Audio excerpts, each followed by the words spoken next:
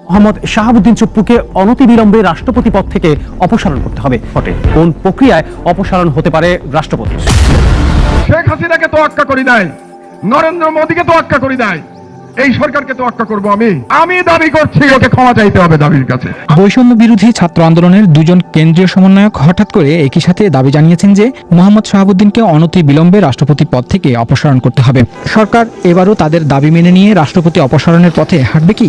আসসালামু আলাইকুম। দেশ এবং দেশের বাইরে থেকে যারা আমাদের ভিডিও দেখছেন অসংখ্য ধন্যবাদ। ইতিমধ্যে আমাদের প্রধান রাষ্ট্রপতি চুপ্পুকে কিন্তু ইতিমধ্যে পদত্যাগ করাচ্ছেন বা তাকে পদত্যাগ করতে হবে। তিনি কখন পদত্যাগ করেছেন আজকের গুরুত্বপূর্ণ ভিডিও দেখলে আপনারা বুঝতে পারবেন, তাই ভিডিও না টেনে সম্পূর্ণ দেখতে থাকুন। চলুন আমরা তোয়াক্কা করি নাই, নরেন্দ্র মোদীকে তোয়াক্কা করি নাই, এই সরকারকে তোয়াক্কা করব আমি দাবি করছি দেবপ্রিয়কে ক্ষমা চাইতে হবে দাবির কাছে। আর একজন পাওয়ারফুল ব্যক্তি এই সরকারের, তার সম্পর্কে দুই চারটা কথা বলা দরকার। ডক্টর দেবপ্রিয় ভট্টাচার্য। ডক্টর দেবপ্রিয় ভট্টাচার্য এই সরকারের প্যারালাল ফাইন্যান্স মিনিস্টার। একজন আছেন ডক্টর সালাউদ্দিন, তিনি হচ্ছেন নামে উপদেষ্টা, আর প্যারালাল এবং more powerful is doctor Debapriya Bhattacharya.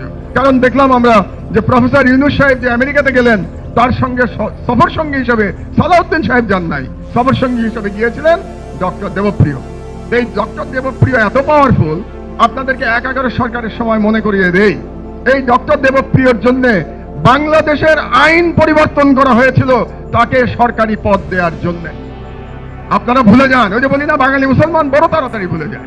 এই doctor Debapriya was a beneficiary of 111 government, ভুলে গেছেন আপনারা সবাই। তাকে বিদেশে চাকরি দেওয়ার জন্য ফরেন মিনিস্ট্রিতে বাংলাদেশের আইন রাতারাতি বদলানো হয়েছিল। কি আইন বদলানো হয়েছিল আমি বলতে চাই না, এটা ব্যক্তিগত, আপনারা জেনে নেবেন, কিন্তু আইন বদলানো হয়েছিল তাকে সরকারে দেওয়ার জন্য। আজকে সেই দেবপ্রিয় অনেক পাওয়ারফুল। এই দেবপ্রিয় 2005 সাল থেকে পুরো 11 সরকারের সময় বাংলাদেশে ইন্ডিয়ান করিডোর দেওয়ার জন্য তিনি প্রতিদিন ক্যাম্পেইন করেছেন। বিদেশিদের টাকা নিয়ে প্রতিদিন সেমিনার করেছেন তিনি, যাতে বাংলাদেশে তথাকথিত করিডোর, তথাকথিত ট্রানজিট দেওয়া হয়। এবং তার বক্তব্য কি ছিল সেদিন মনে করে দেখেন, আবারও আপনাদের স্মরণ শক্তি মানে আমি হেল্প করছি আপনাদের মনে করার জন্য। তিনি এই বয়ান ফেরি করতেন যে ট্রানজিট দিলে পরে ট্রানজিট থেকে আমরা যে শুল্ক পাবো, সেই শুল্ক দিয়ে বাংলাদেশ সিঙ্গাপুর হয়ে যাবে। সেই শুল্ক দিয়ে নাকি আমরা এত টাকা পাবো ভারতকে ট্রানজিট দিলে পরে, যে ওই টাকাতেই বাংলাদেশের ফরেন কারেন্সির সব প্রবলেম সলভ হয়ে যাবে, আমাদের আর ফরেন কারেন্সি লাগবে না।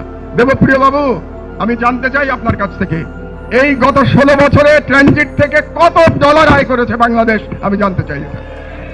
আজ পর্যন্ত আপনাদের কোন সাংবাদিক এই প্রশ্নটা সরকারকে করে নাই। আসলে 16 বছরের চাটুকারিতা করতে করতে আপনাদের সাংবাদিকদের আর ব্যাকবোন বলে কোনো জিনিস নাই। আপনারা যে মন্ত্রীকে তো শুধু চাটুকারিতা করেন, আপনারা মন্ত্রীকে তো কেউ প্রশ্ন করেন না। আমরা তো দেখেছি সংবাদ সম্মেলনের নামে কি হয়তো আমরা দেখেছি এই দেশে।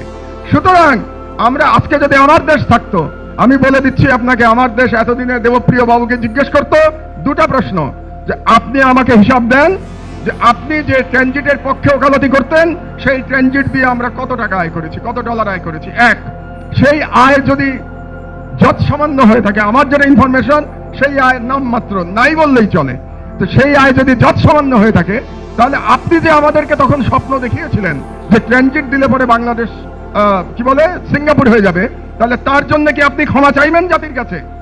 আমি দাবি করছি দেবপ্রিয়কে ক্ষমা চাইতে হবে দাবির কাছে। শোনেন, শেখ হাসিনাকে তোয়াক্কা করি নাই, নরেন্দ্র মোদীকে তোয়াক্কা করি নাই, এই সরকারকে তোয়াক্কা করব আমি। জেল জুলুম আমার হজম হয়ে যায়, ও কিছু যায় আসে না আমার জেল জুলুমে। সুতরাং এই সরকারের ক্ষমতাবান ব্যক্তি ডক্টর দেবপ্রিয়, এই সরকারের ক্ষমতাবান ব্যক্তি ডক্টর ইফতেখারুজ্জামান, এদেরকে কে নিয়োগ দিচ্ছে? ইউনূস সাহেব একবার বলেছিলেন ওনার নিয়োগকর্তা নাকি ছাত্ররা। তো ওনার নিয়োগকর্তা যদি ছাত্ররা হয়ে থাকে, তাহলে কি এই সমন্বয়করা দেবপ্রিয় ইফতেখারকে চাকরি দিচ্ছে, তাদেরকে নিয়োগ দিচ্ছে? এটা আমার খুব জানার ইচ্ছা রইল। আর এটা যদি না জানে, তাহলে সমন্বয়কদের যে সকল প্রতিনিধি এখানে আজকে উপস্থিত আছেন, তারা যান দেবপ্রিয়র সাথে বসেন এবং আপনারা দেবপ্রিয়কে জিজ্ঞাসা করেন যে ট্রানজিট নিয়ে আপনার ভূমিকা কি ছিল। এটা আমি দেখতে চাই যে ইয়াং জেনারেশন দেবপ্রিয়কে জিজ্ঞাসা করবে, ট্রানজিট নিয়ে আপনার ভূমিকা পরিষ্কার করেন জাতির কাছে। মোহাম্মদ শাহাবুদ্দিন চুপ্পুকে অনতিবিলম্বে রাষ্ট্রপতি পদ থেকে অপসারণ করতে হবে। ক্ষমতার পট পরিবর্তনের পর রাষ্ট্রের বিভিন্ন গুরুত্বপূর্ণ পদে পরিবর্তন আনার দাবি সমন্বয়কদের নতুন না। এর আগেও সমন্বয়করা দাবি তোলার পর বিভিন্ন পদে পরিবর্তন আসতে দেখা গেছে। এখন দেখার বিষয় রাষ্ট্রপতির বেলায় কি ঘটে, কোন প্রক্রিয়ায় অপসারণ হতে পারে রাষ্ট্রপতির। সরকার